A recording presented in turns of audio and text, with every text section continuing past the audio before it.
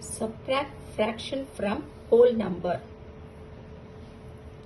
8 minus 2 by 5. So, இங்க பாருங்க இந்த 2 by 5 14 by 17. இது வந்து proper fraction. So, proper fraction always less than 1.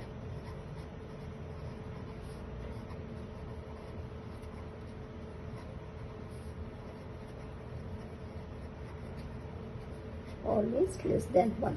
So, இப்போ 8 minus 2 by 5 is equal to the first 8 இருக்குல்ல 8 minus 1. இந்த 8 என்ன பண்ணணும் minus 1.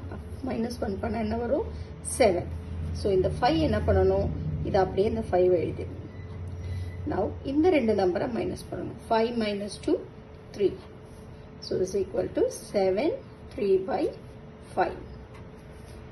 Next one 29 minus 14 by 17 is equal to அதே மாதிரி தான் 29 minus 1.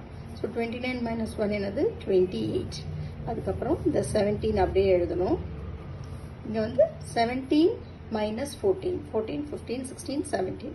அப்போ 3 is equal to 28 3 by 17.